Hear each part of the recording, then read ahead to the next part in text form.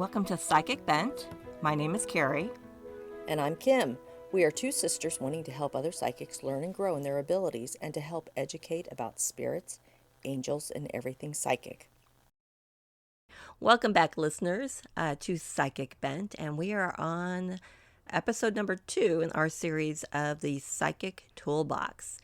And last week, we did on tarot and hopefully took the fear out of tarot for some of you or all of you. And this week, we're going to do oracle cards. Kim, you ready to dive on into oracle cards? I think so. Well, I hope so. Which I did, yeah. Which there was a fear with this one too, but since I did the research, it did calm me and show me that this is not as I didn't have to be as keyed up about it as what I was. So what were you afraid? What were you afraid of? The unknown. I mean, point blank, it's just the unknown. Yes. You know, when you don't know it. That's a common fear. I mean, everybody's afraid of the unknown. Yeah. And you know, it's not like a Ouija board where you have a portal you have to close. Right. And there's so much stigma and stuff that has been attached to the word tarot, oracle cards, divination, Yes. all kinds of stuff like that. You know, there's stigma tied to them all, and you have to get past that. And some of that comes from Hollywood. You know, it does come from Hollywood, and it comes from upbringing. It comes from many factors. Many factors. Those fears were eliminated at doing the research. So why don't we go ahead and start talking about oracle cards?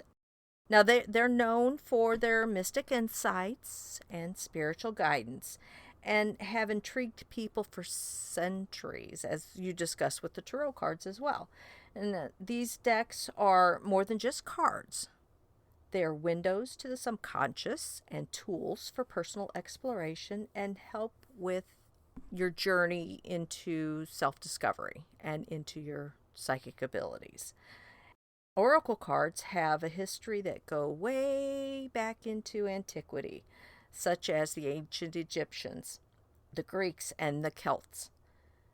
They sought to understand how the divine worked and gain insight into the future through various means, including the use of symbols and objects, which technically could be considered the precursors to oracle cards or the tarot cards.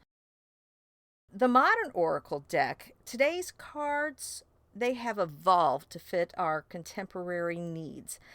Modern decks draw on a vast array of concepts, from the angelic realms to animal totems, and from elemental energies to modern psychology, and reflecting the current era's inclusions in eclectic spiritual influences and landscapes.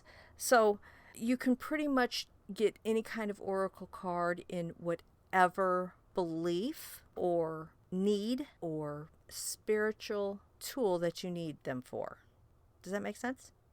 Well, yeah, they have angel oracle cards. Like I had mentioned in the previous episode, I have one deck of oracle cards that are geared towards Native Americans. Right. You know, obviously I'm not going to use those because I don't do any shamanic work, so I wouldn't be using those on a day-to-day basis. It's just I would be using that if someone wanted that particular deck used. You know, so there's many different... Right. Yeah, there's many different oracle cards. I mean, your daughter almost got a Dungeon and Dragon oracle cards for Christmas, so... Oh, she probably would have liked that. Yeah. But her mother probably wouldn't have, so... I would have understood. There's been a big opening here, so... But see, my niece gets me, and I get her. You know, I know what she needs. She needs oracle cards, and she's got some. This is so true. So true. Yeah, so unlike tarot, oracle cards offer a more accessible entry point into the world of divination. They are created by intuitives, psychics, and psychic mediums to resonate with the diverse themes and messages. So that means that there's so many varieties out there, and they are created by these people with psychic abilities, and they create the cards for how they are inspired to make them. Whereas the tarot cards have the set standard. There's wands, there's cups, there's Pentacles, sword. thank you. You're welcome. Couldn't remember them all. But the oracle cards are made by the designer, the artist, the person who is being inspired to make that deck of cards. Yeah, I think when the oracle card, I hate to cut in here, but I think when you're picking out your oracle cards, you really need to go what resonates with you, what you're drawn to. What you're drawn to, exactly. Mm-hmm. Yeah, the very first oracle cards I purchased, I got them, and I gave them away. They weren't supposed to be for me. No. And I gave them to a friend.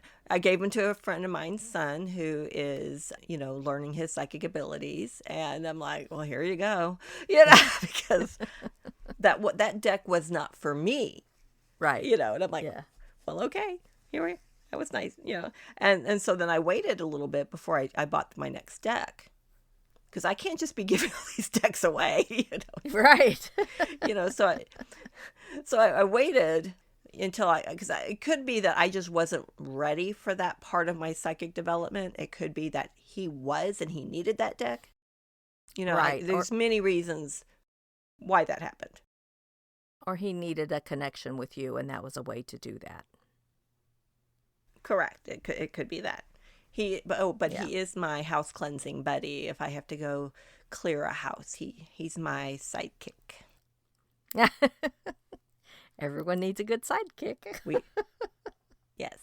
Well, so if you're going to do a house clearing, it's kind of nice to have someone that's got your back. Oh, definitely. Yeah. We do it together, and we have a we do it. We do very similar stuff, so it worked out good. That's great. But so he got my very first set of oracle cards. That's so funny. Yeah, but like I said, it may not have been the time. Right. Just wasn't your deck. Or the time. Or the time, exactly. Now, the oracle cards decks, they allow you to connect with your intuition. And they're like a conduit to tap into your intuition, providing clarity beyond overthinking, which I know me, I overthink everything. So this is a way that you can tap into the intuition without overthinking. And you also gain valuable insights into situations and decisions and life's deeper meanings. So you get insight and clarity with the oracle cards. And by asking questions while using the oracle cards, you receive guidance and direction when faced with choices or uncertainties. And this is what I found very interesting about the oracle cards, because it seems like it is something that you can use personally every day or during a situation that has come up for just you, and it doesn't have to be that you go somewhere else to help you with that. That's something that you can do yourself when you need it. You can also deepen your understanding of life's experiences and events, finding meaning and purpose in them. So it allows you to explore the different meanings in life that you might have and what's going on. So they're just such an easy tool to use for those things. And then you forge a personal bond with your intuition, empowering you to navigate life's journey with confidence. And that's a key, is to have the confidence in what you're doing. And I personally think, based on my research, that the oracle card is such a good beginning tool to do that with. Oh, I agree. So another thing, unlike tarot cards, which have the same structure and storyline from deck to deck, regardless of the artwork, oracle cards are more open-ended in their theme, the structure, and the artist's interpretation of those elements within the card deck themselves. Choosing an oracle deck can be a bit overwhelming, as there are so many different decks out there, whether searching online, in bookstores, metaphysical shops, or local stores. Listen to your intuition or inner calling to draws you to a particular deck. Trust the feeling of connections, because that is a sign that the deck is meant for you. When I went online researching this, oh my gosh, like you said, Carrie, holy shamoly, there were so many different cards out there. Oracle decks, well, even tarot decks, but I mean, the Oracle decks were just amazing. Yeah, it can be a little overwhelming. Yeah. It's just like, how do you know what to choose? Examples of that were, like you said earlier, angel cards, spirit animals, decks about careers, healing waters themes, woodland forest spirits, and starseed cards, energy, alchemy, just so many. And the artwork is just so amazing. And as I said, these are created by intuitives and psychic mediums, and how they are inspired to make their cards, their decks. And the number of cards within a deck can vary. You just do your research and find the decks that resonate with you, that you just are really drawn to. Did you have a difficult time choosing the oracle decks that you wanted, not the ones that you got and gave away? When I was picking out my second deck of oracle cards, I was drawn to the angel cards. So I did get the angel cards. Mm-hmm. Yeah, so that's what I started with, and then I was drawn to the Native American cards. But I do work in Cherokee, North Carolina, so it just seemed like something I should add to my toolbox. Right, exactly. Yeah. So you kind of knew what you were looking at when you got those, Right. but the first ones, as far as the angel ones, you were just drawn to those. Right. Yeah. Okay. That was my comfort zone, I think. Yeah. That was a comfort zone decision because, like you were saying earlier, the fear of the unknown. Mm-hmm. I figure angel cards had to be good. Yeah. So I went with angel cards. Much protection there. But I would, yeah, but I was drawn to it. So, but I thought, well, and I've heard a few different podcasters that worked with angels, Mm-hmm. which resonated with me. Right. So I kind of it seemed like something I would really do, would really be drawn to, and I would use. Right. Exactly. Well, that's what I thought, that it was just, you just knew that's where you wanted to go. Mm-hmm. Right.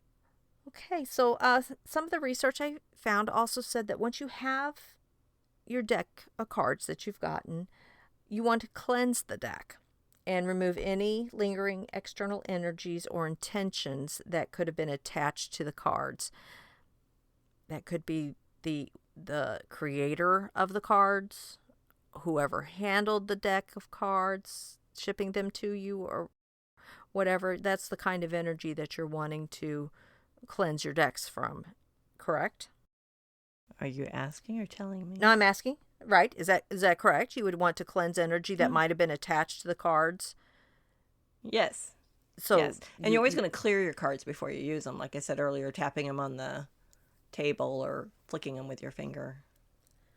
But I would cleanse them, yes. Yeah. So when you first get them, you could do, like we've mentioned before in other episodes, to smudge with sage or use quartz crystal for the cards, or bury them in a salt, or placing them under the full moon. That's ways that you can cleanse them when you initially get them, to remove any unwanted energies that might be tied to your deck of cards when you first get them. And then before your readings, ground yourself. Set your intentions by connecting with the Earth's energy and stating your question or request for guidance. Shuffle your deck. You can cut them into 3 piles and then put the piles back together. From here, you can either draw one card or try one of the different spreads. Just let your intuition guide you on how you want to proceed from there. And I'm talking about a reading for yourself, but this can also apply to a reading that you might be giving to somebody else. Now, have you given the oracle card readings But then they would have before? to handle the cards. Right, they would have to handle the cards then. Well, it's similar to tarot.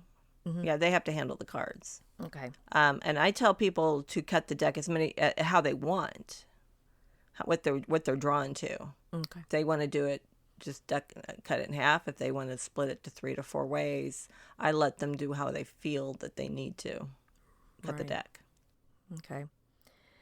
Now, with your deck of cards, they usually come with an instruction book, a little instruction guide to help you interpret what that artist intended for the cards. So there is the one card spread, which can be used for daily messages, your morning meditation, affirmation for the day, question of the day, or just any problem solving or evening reflection. And that you're just simply picking one card and doing your reading on that card to determine what the message is for answering your question. There's a 3-card spread, which allows you to gain insight into situations or relationships. And the first card represents the question and surrounding energy. The second card reveals hidden aspects or what's overlooked. And the third card offers soul guidance and pressing assignments. You could do an optional 4th card if you want for more guidance and clarity. And then there's a 5-card spread, which is called like the gateway spread. It's to navigate significant life events or transitions with insight into the past situation, any challenges, and action steps, and what you need to overcome. So in that spread, the first card is placed at the bottom point of a cross. So you're going to be making a cross, and it's going to be going north and south or up and down. And it represents the present situation. The second card is placed at the top point of the cross, going up and down, and represents your fears, blocks, and challenges that you may be facing. Second card is placed at the top point of the cross and represents the outcome of taking action. What the outcome will be taking action. The third card is the left point of the cross and represents fears, blocks, and challenges you may have related to that issue.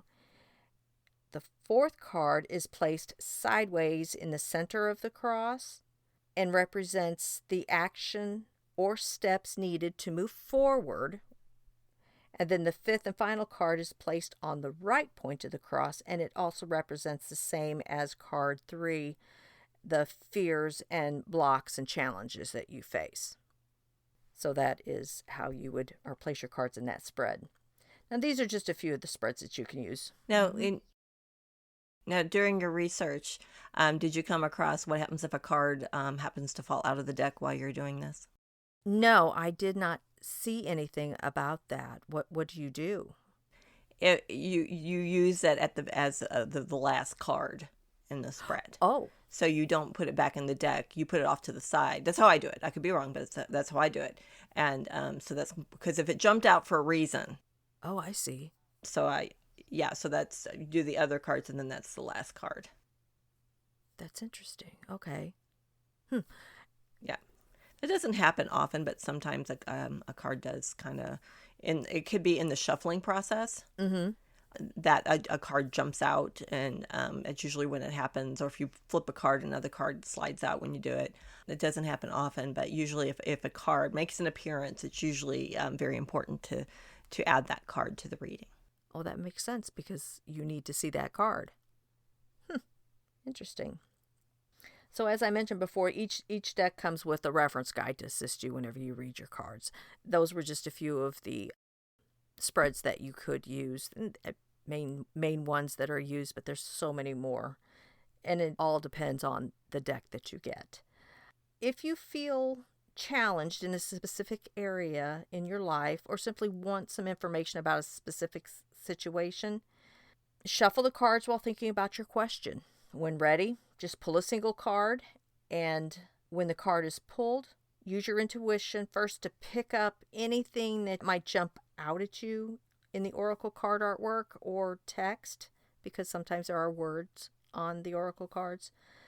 Sometimes a number is used on each of the cards, which can also be used for interpretation and understanding, which can also be used for interpretation with an understanding of numerology. So that's another tool that you'll learn, is the tool of numerology and how numbers work with the readings. And just refer to your oracle guidebook to help you in determining what that particular card could mean with your question. And of course, you journal, write down what your readings are. And the answer may not necessarily mean something to you at that point in time, but as the day progresses, you ponder on it, you've written it in your journal, it may come clearer throughout the day, and you get an understanding of what you were receiving from Spirit in that, referencing your question. Does that make sense? Well, I mean, if you're doing a reading and it's really a personal question, Mm-hmm. and you pull the card, you need to look at it very level-headedly and not try to read into something that's not there, Yeah. in your interpretation of the card. I think if you're doing it for yourself, and it's something highly personal, you may want to stick to the book and the book, what that meaning of that card is in that book that comes with it. Oh, I see. Okay. All right. Yeah. If it's a highly personal question that is emotionally charged, it may be difficult to get a reading on the card itself. Mm-hmm. Because, ego's going to try to wiggle in there. I just find that when I try to do things that's really emotional, I don't always get an answer. So that's why it's kind of like if I do a card, I'm going to get an answer. Right. I need to be open to that answer, and I would refer to what the card means in the book that came with it, in that situation. Now, if I was doing it for you, I would rely on my intuition. Gotcha. So looking at the oracle cards that you have, and you look at the book that you have, are they in-depth descriptions of each card, or how does that look for with the It gives you a cards? breakdown of what that card means. Yeah. It gives you a breakdown of what that card means. Mm-hmm. And it's, and some oracle cards say on the card what they mean. Okay. It's, yeah. So, I mean, there are, I think there's actually tarot cards as well as oracle cards that you could buy that have what they are on them to make it a little easier for when you do your reading until you gain confidence. Right. But, yeah. So, let me see. I grabbed a deck. Let me open them up. And while you're doing that, I had found a couple of apps online of oracle cards that I have downloaded and have done a little test things on them. And they have the words on the cards themselves as to what the meaning is. Yeah. Just trying to get myself Now, used to things, to... Yeah. You know what I mean? Right. Now, this particular deck, I just grabbed one, and it happened to be Doreen Virtue's The Romance of Angels Oracle card. And Doreen Virtue has her own little controversy that goes with her. Yeah. So that's a side story. Yeah. That's another podcast. Another episode. Yes. So the guidebook basically gives you a general meaning of each card. I mean, that's what it does. Mm-hmm. So this, since it's Romance Angel card, so obviously this is geared towards romance. This, like, one card is attraction. So if you got the attraction card, that card basically what it says is you attract romance, love by enjoying the moment fully. Like a good friend, the romance angel sends you this card to tell you the truth. The best way to have more romance in your life is through attraction rather than through strenuous effort. It's funny, is that I didn't pull a card. That's just the first thing I got. I started reading. I'm like, oh. Wait a minute. Okay. I get it. Continue. Okay. Your joyful laughter, self-expression, and body language are beautiful. In contrast, any stress you experience as you strain to find romance pushes against the stream of life. Strains come from a place of fear with an underlying worry. Maybe I won't receive this. That fear then attracts the very thing you worry about, which that's law of attraction. Right. Stress creates wrinkles, bodily tension, and constricted voice and other unattractive characteristics. And then it says, So go smell a rose and fully enjoy its fragrance beauty. Allow yourself simple pleasures that lead to great joy. Affirm frequently that you are loved and lovable. Visualize a wonderful romantic relationship with a great partner. Take excellent care of yourself and follow your inner guidance via the law of attraction, which we mentioned a moment ago. You'll draw romance, love to you through your own attractive nature. So that's what basically the information that this particular deck that Doreen Virtue had designed that gives you so much information. Well, it does. Wow. Yeah, whereas on the tarot, you've got 3 or 4 different factors this could be. Right. And there's so many different other things on the tarot cards Yes, that you have to look at. You look at the number, you look at the right. You're interpreting placement. Yeah, you're looking at the picture that's actually on the card. What is that? Is that picture showing a happy family? Is that picture showing what is that picture showing? So it's that's where a big difference between Oracle and Tarot, and that's why Oracle is a little easier to cut your teeth on, so to speak. Right. Yeah.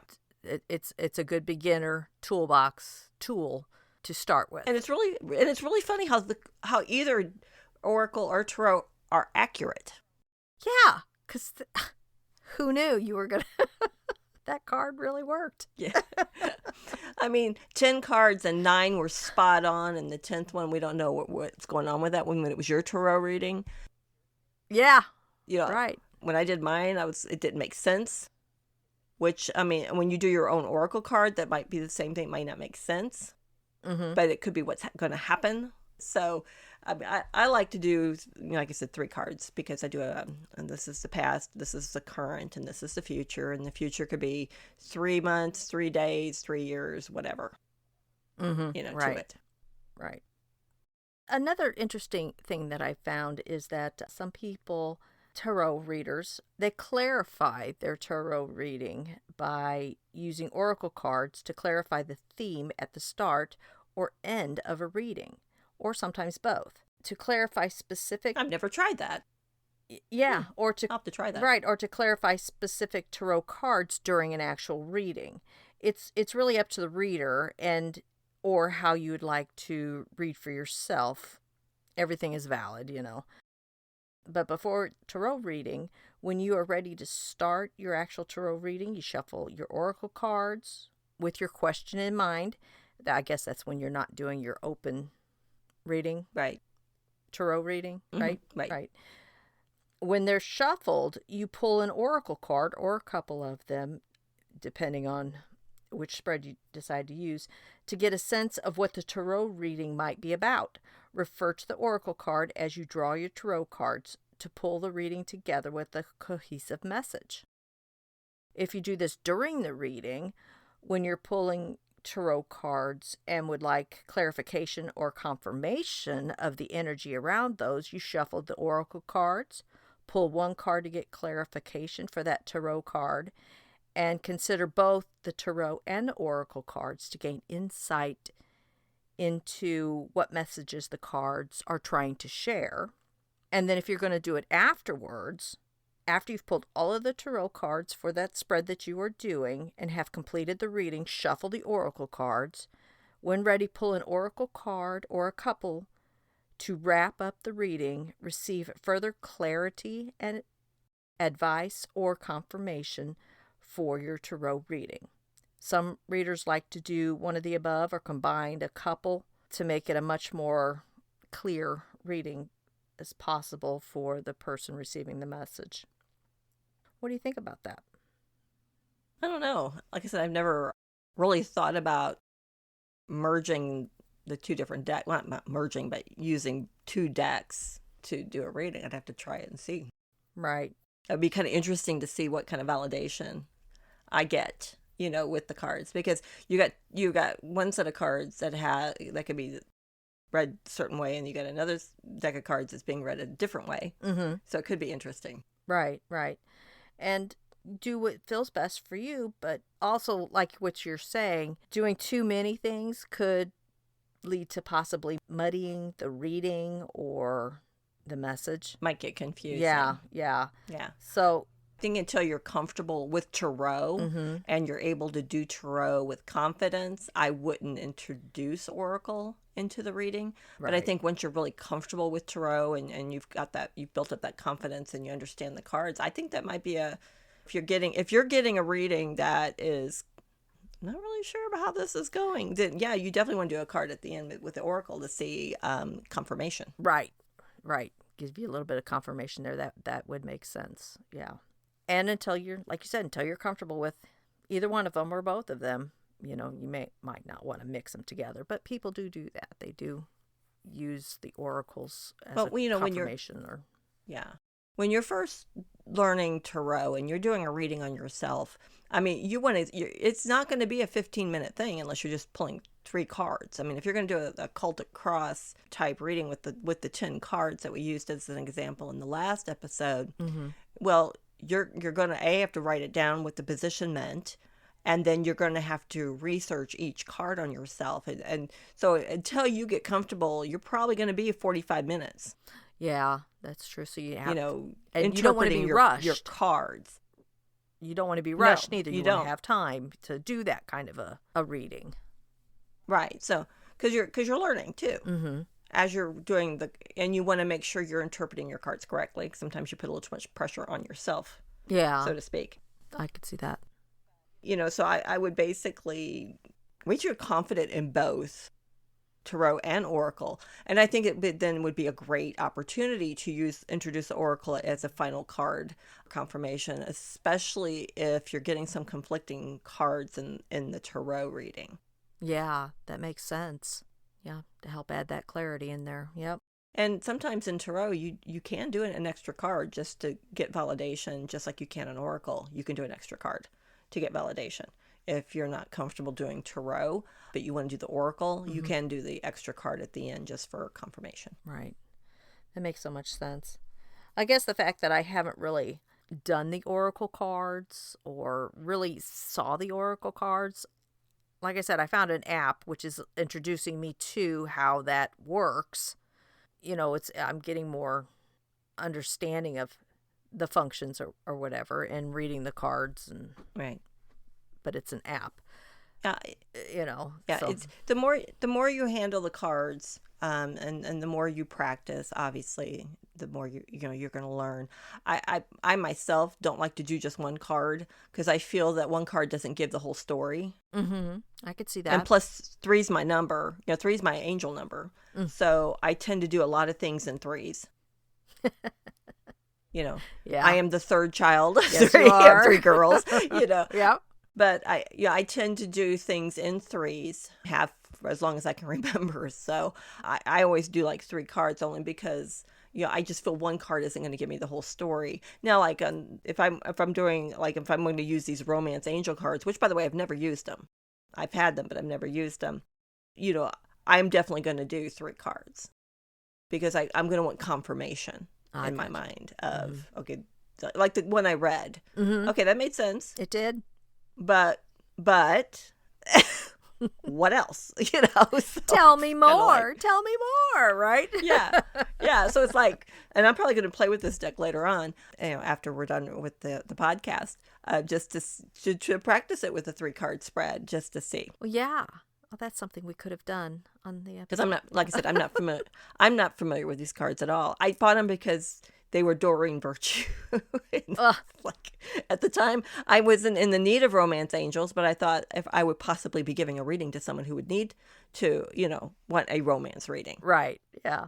Well, it was funny whenever we were visiting. Carrie brought out her cards and stuff. I said, wasn't there a controversy? We're not going to go into it. No. Wasn't there a controversy about someone with the oracle cards or something like that? And you're like, Yeah. yeah, there was, and I was like, let me look up her name. So I looked it up, gave her the name, and then Carrie goes in and says, here, look at my oracle cards. And I'm looking at them and I'm like, oh yeah, they're really pretty. And she says, you don't know the artist of that one or the creator of that one? I'm like, no, I don't know. It was that same lady. It was the same person. And we were just talking. It was the same person. And basically, Doreen Virtue was a very large name in the We don't have to go into the this. new. Well, no, it's just we brought her up. We should. Yeah. She was very large in the New Age movement. She had a very big brand Oh, in the New Age movement. She had oracle cards. I mean, it was her business. right. She was a teacher. She did a lot of. She was really heavily into the New Age movement, Mm-hmm. which is not exactly the same thing as your psychic abilities. Right. It's not. It's not. But Doreen, I think she left and became Baptist. I think it was I think it was Baptist. I'm not which sure. caused, there's so many people that valued her teachings and everything that she taught them that a lot of people felt betrayed. Because then Yeah. she denounced everything she taught. And that was, if that's her life path, that's great. That's her doing. If she wants to do that, that's fine. It doesn't Right. affect me in any way, shape, or Right. form. Nope. I just wanted her stuff is still out there because that was her business, and people purchased them and had them for sale, and they had inventory, and just because she decided to have a religious lifestyle, her things were still out there. Right. Right. Just because she decided to move on to a different path. Right. There's nothing wrong with and that path choice. Yeah. Right. And if that's her life choice and that's her path, that's great. It's just that, you make those choices, and my belief is you do it quietly and you don't make a big production over it. Yeah. It's my thing. Right. But if you want to know more about her, I'm sure you could Google and go down that rabbit hole. Yeah. And that's Doreen with 2 E's. And if you want to know the backstory, you can. Yeah. Everybody do your own research on anything that we talk about. Yeah. Do your research, It was really funny. I spoke about Udemy University in the previous podcast, and I do a lot. I just get hooked on these learning things. I love to learn, and I was doing a psychic development course online, and her name popped up, and because I don't view myself as being a New Ager, so Right. I wasn't familiar with who she was. And so I had to stop the lecture I was listening to, Google. I'm like, because this person did a big disclaimer and blah, blah, blah. And I'm like, well, I'm nosy now. I got to see what is this about? And I found it very interesting. Right. And, and I just felt like I needed to have one of her cards and one of her decks. I don't know why, but I felt like I needed to have one of her decks. And so I got the Angel Romance. Right. So I'm sorry I went down that rabbit hole. No. That's I opened that door, so we had to talk about it. So but they were really pretty deck. They're very beautiful deck. The artwork, I mean, They are. the outer box shows little cherubs, with the little, big cheeks, and they're so cute and beautiful artwork. And that's one of the things that, oracle cards are usually very beautiful, very nice artwork. When you go to buy oracle cards, you want to research, do they come in something to store them in? Because you need to store them, like, the Romance Angel oracle cards I have is in like a card box, what cards would come in, like playing cards would come in. Uh-huh. Yeah, now my gold foiled tarot cards are in a fancy box that took me a while to figure out how to open. Because it was a really fancy, pretty box, but I mean, they match the deck. Mm-hmm. I have one that came with a pouch, a little velvet pouch to keep them in. Oh, cool. Because you got to store them, Right. and you want to store them properly. And you could always devise your own box or pouch to carry your cards in. Right. Now, I did also see online during my research that some people have taken to making their own oracle cards, which I thought was very, very interesting.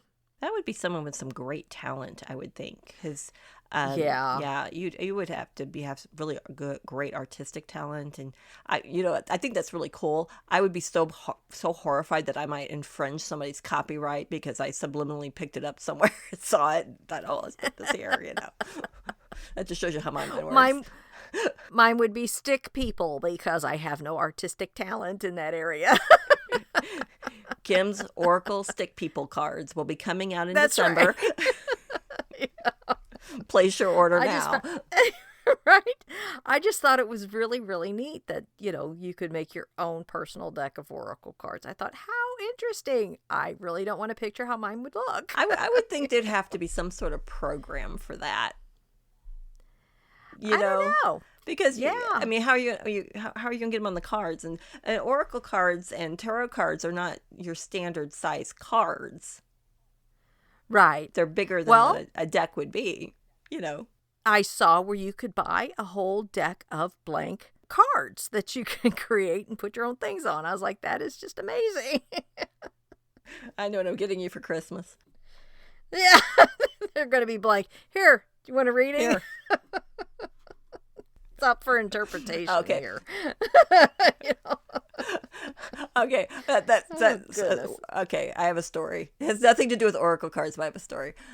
We had a little carnival themed event at work for employees, and we're going around, and it was one table you had to spin a wheel, and you either won a prize or you got a inspirational little piece of paper with an inspirational quote on it. And my friend, she spun the wheel and she got the inspirational quote, and she reaches into the fishbowl and she pulls out the paper. It's totally blank. There's nothing on it. Your life in the future is a blank canvas. Make it what you will. So that was met with complete silence as the person who was holding the fishbowl grabbed it from her, like, pick another one. It was just kind of funny.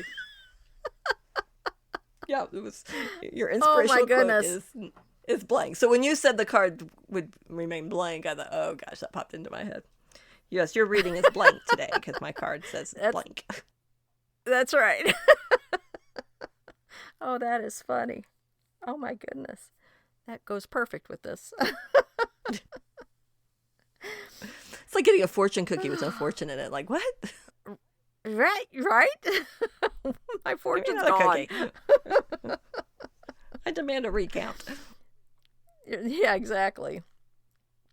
Is there anything else that you can tell us about oracle cards that you would like to share? I know this is my portion, but yeah. Well, I just, like we talk about with everything on all the learning episodes, is you need to go with what resonates with you. Mm-hmm. You want to try oracle cards, even if you're not wanting to use it as a psychic tool to do readings, but you only want to do it for yourself, Mm-hmm. for your own readings. Mm-hmm. Go with what resonates with you. Right. Because like great grandma used to do readings with just a normal deck of cards. Yeah. I would like to see that. These were normal playing cards. But then you have, colors. You had, you have red or black. You've got different suits. You have different numbers. Some people can read tea leaves and come up, it's what works for you and what you're comfortable with. We're not saying go out and buy tarot cards or go out and buy oracle cards or any of the toolboxes if you're not comfortable with them.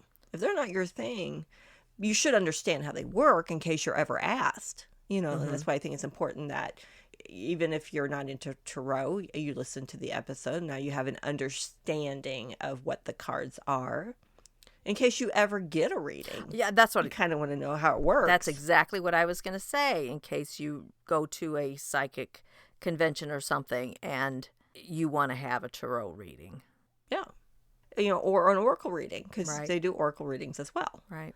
So it's just kind of, it's good to understand the tools, whether or not you want to use the tool or not.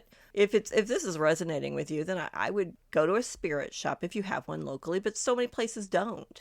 Oh no, you can find, and it's my understanding you can even find these at that big bookstore that's national. But we don't have that where I live. You don't have that where you live, that kind of thing. Okay. Yeah. All right. Well, then you've got Amazon. I mean, if I want to drive 2 hours. Oh. Now there's places where I can go to. There's shops I can go to that I could probably get an oracle card, but I don't have a bookstore for two. Oh, I see. Okay. Over 2 hours away. Gotcha.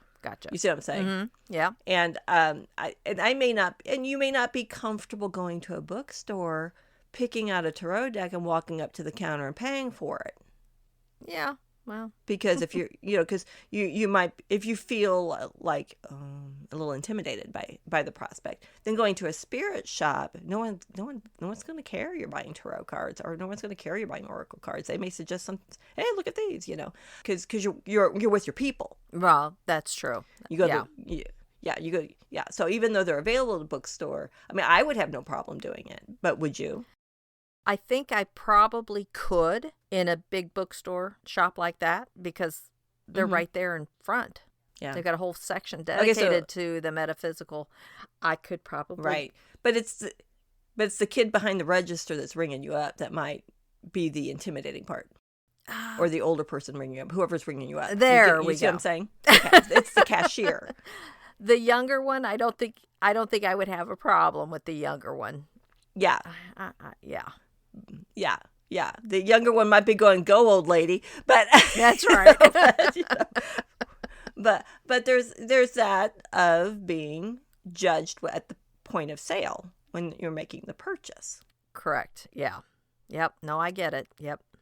Yeah, and going to a spirit shop, if you have a question, you'll have someone there that can answer your question. Mm-hmm. Right. If you go to one of these stores and you have a question, you might get the intercom over. Well, we have a winner over there at the metaphysical point, and they need a tarot card deck. She's wearing a red sweater. You know what I'm saying? Yes. Yep. I get it. Of course, I'm doing the extreme. Or maybe not. I'm doing the extreme because I think I think some people may be intimidated to walk into a spirit shop. Yeah, that's true. And they might want to do the bookstore because they could be more incognito. They could have their trench coat on, their sunglasses, and here we go. It depends on, what you're comfortable with. Exactly. Yep. That's true. I keep getting these situations where random people start talking to me and ask me questions that somehow lead to the fact that I'm doing a podcast with my sister on developing psychic abilities. Yeah, it's weird. But people are getting pushed in my path that need help. They're interested in it, but it's kind of like, look, you're going to start using your abilities. Yeah. Because we're going to keep doing this until you start using your abilities. And, and we talk about, releasing the fear and everything. And releasing the fear, go to the big chain bookstore if you have one in your community. I think so many have closed. And then just go ahead and buy it and be proud. I mean, today we had a satellite TV person here at the house fixing our satellite. And I'm typing away on the computer. And it's a Saturday. And I'm doing my research, getting ready for a podcast. And he just out of the blue says, "Do you work from home?" And I look up and I'm like, "No, I work here and I work, that's what I do." And he's like, "Oh, okay. Well, you've just been working on your computer, so I thought maybe you worked at home." I'm like, "Oh no, I'm working on a podcast. I'm looking at notes for a podcast." And my dad's sitting right there. This is new for Dad. He's embracing it. He's supporting his kids. Yes, but, he is. We covered that in the very first episode. That it's just not what he was raised with. Right. He was raised differently. And here's the guy. So what's your podcast about? And I'm like, psychic development. And he turned and looked at me. He goes, "Well, what does that word mean?" And I was caught off guard, like, "What? Well, what's that word mean? Can you see the future?" Or, I'm like, "Oh, okay, someone who really does it." And I thought, well, okay, I'm supposed to answer the question, so I gave him a brief, but I hope thorough answer because, you're here to fix the satellite. Right. And I didn't, and my dad's being, very good. He's being very quiet and stuff. And the guy's, he does something more and he goes, "Well, is it like a muscle that you have to work?" And I'm like, "Well, yeah." I said, "Everybody's got psychic abilities." I said, "Have you ever had a gut instinct? You just had that gut feeling?" He goes, "Yeah." I said, "That's a psychic ability." Huh. Okay. Just like, and what's the name of this podcast? It's like, well, that's Psychic Bent, BENT, bent, like a bent pipe. I'm like, yeah, like that, Just like that. and just like that. And then I told him it was named after our great grandmother who had psychic abilities, and I gave the backstory of that. And he's like, and then he does some more work, and then it's like he's If he had thought bubbles, I would have loved to have seen them. Right? It would have been very entertaining. And then he stops and he turns to look and looks at me and he says, because I'd mentioned that all three of us had abilities, and one was actually a practicing psychic medium. And what, as kids, did you see things? And I said, well, yeah, we did. Mm-hmm. But we also grew up in a haunted house. And at that point, Dad turns around and goes, oh, yeah, it was haunted. Now he's in the conversation, and so we're talking, and the door that leads to the garage wasn't closed all the way, and so it started to open slowly, and Dad turns to me and goes, is that one of your spirits? I'm like, no, it's not one of my spirits. Oh. But it was interesting how this conversation was happening, because we've talked about before that the more that you put yourself out there, the more people are drawn to you, Mm-hmm. or come to find you. And here is this poor guy who, I'm sure he went home and told his wife, you're not going to believe what happened today. And I'm totally closed off, because I don't want to do a reading, because he's here to fix the satellite. Right. I had an exhausting day yesterday at a craft show and ended up doing some readings, and I was just really didn't want to mess with it today, so I was totally closed off. It's like, this is not going to happen. And next thing I know, he's picking up my big slab of selenite. What's this for? I'm just like, like, and Dad's like, oh, that's just And one. you can imagine her panic going, No, I was kind of prepared for it at this point, because Okay. he's been around it the whole time. right. I mean, because it's the one that's in front of the TV to absorb the EMF, high EMF that can Right. come from the TV, Yeah. and the energy. So I figured at some point, the way he was asking his question, his mind was working. I figured at one point this was going to happen. And selenite's a good stone for someone to touch, Okay. Yeah. because they kind of self-charge themselves, So pretty soon, what's this for? Dad's like, oh, that's just one of her rocks. And I'm like, that's called selenite. And I didn't want to say EMF. I just kind of because I didn't want to, I was truly trying to put the conversation to an end. Yeah. I was like, okay, Just fix the satellite, man. yeah. But he was asking good questions. I didn't feel any judgment from him. Mm-hmm. He was very polite and professional. He had questions. Mm-hmm. So I felt that the whole experience was very positive. It was one that I was able to answer questions with Dad sitting there, Right. and so Dad has, understanding of kind of what the podcast is about and different things, because he's always supportive. Right. But I'm not used to having conversations with my dad in the room, Nope. that have to do with psychic stuff, so it was, I thought it was a good thing. It was just kind of like, oh my gosh, stop asking questions. But, as you're on the path, these things happen, and just like with the readings I did, yesterday, it was just kind of these people came to me and they needed a reading. Mm-hmm. And they were just drawn to, I guess, my energy. And then a couple things I said were being prompted, by spirit. And I said the things, and then it kind of grew from there, the conversation. Right.